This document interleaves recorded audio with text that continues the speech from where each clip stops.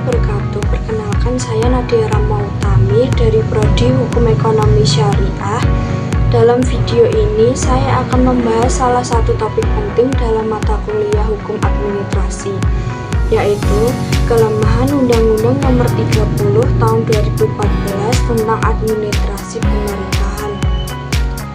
UU ini disahkan dengan tujuan utama untuk memperkuat prinsip-prinsip penyelenggaraan pemerintahan yang baik atau good governance, seperti asas kepastian hukum, keterbukaan, akuntabilitas, dan proporsionalitas. Salah satu kelebihan dari UU ini adalah upayanya memberikan dasar hukum terhadap tindakan atau keputusan pejabat pemerintahan, khususnya dalam situasi di mana peraturan yang berlaku belum mengatur secara eksplisit. Salah satu aspek penting yang dibahas dalam UU ini adalah mengenai diskresi.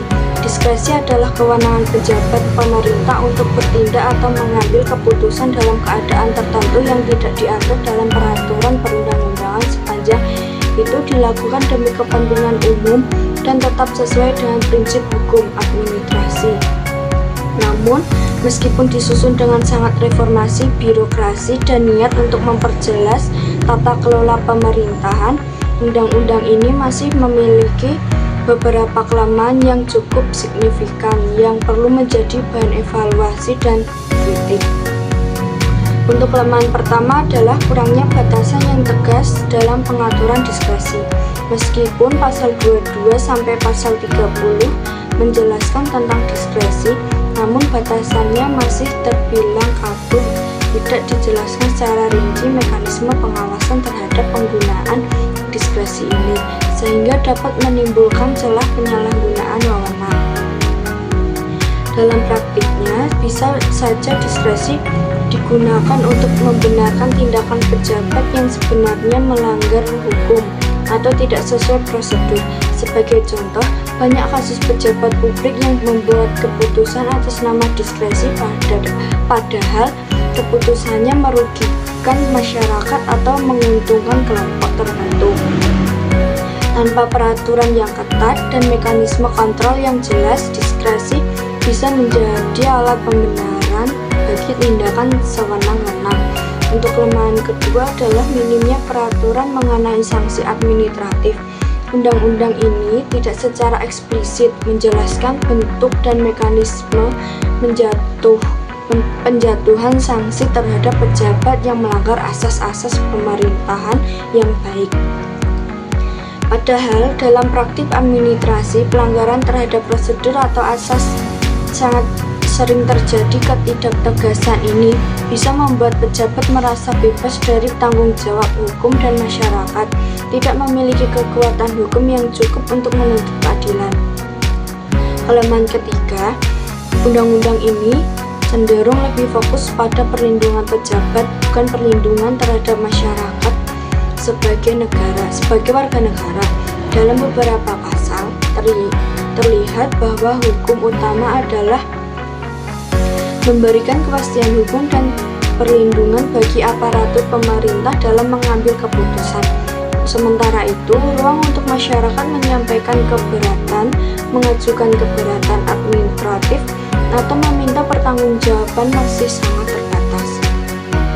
Untuk kelemahan keempat, adanya tumpang tindih dengan undang-undang lainnya. Misalnya, terdapat ketidaksesuaian antara UU ini dengan UU Pemerintah Daerah, UU Kepegawaian, dan sebagai peraturan sektoral lainnya. Hal ini menimbulkan kebingungan dalam penerapannya di lapangan. Bahkan, dalam beberapa kasus penjabat tidak tahu harus merujuk ke undang-undang yang mana karena substansinya saling tumpang tindih. Ketidakharmonisan ini dapat melemahkan efektivitas penerapan hukum administrasi secara menyeluruh. Selain itu, UU ini juga belum mengatur secara detail mengenai partisipasi publik dalam proses pengambilan keputusan administrasi. Padahal prinsip keterbukaan dan partisipasi masyarakat merupakan bagian penting dari pemerintahan yang demokratis. Kurangnya ruang bagi masyarakat untuk terlibat menyebabkan keputusan-keputusan administratif seringkali tidak mewakili kebutuhan real masyarakat. Dari sebagai kelemahan tersebut, kita bisa simpulkan bahwa meskipun UU Nomor 30 Tahun 2014 telah menjadi langkah maju dalam sistem hukum administrasi di Indonesia, namun masih diperlukan evaluasi dan perbaikan secara menyeluruh. Penguatan terhadap mekanisme pengawasan, pemberian sanksi yang tegas, serta harmonisasi antar peraturan perlu segera dilakukan agar UU ini benar-benar mampu menciptakan pemerintahan yang bersih, akuntabel, dan berpihak pada kepentingan masyarakat. Sebagai penutup, saya berharap ke depan akan ada revisi atau peraturan pelaksanaan dari UU ini yang lebih menekankan pada transparansi, akuntabilitas, dan perlindungan terhadap masyarakat. Dengan begitu, administrasi pemerintah di Indonesia dapat dijalankan secara lebih baik, berkeadilan. Terima kasih atas perhatiannya. Semoga video ini bermanfaat dan menjadi bahan refleksi kita bersama. Wassalamualaikum warahmatullahi wabarakatuh.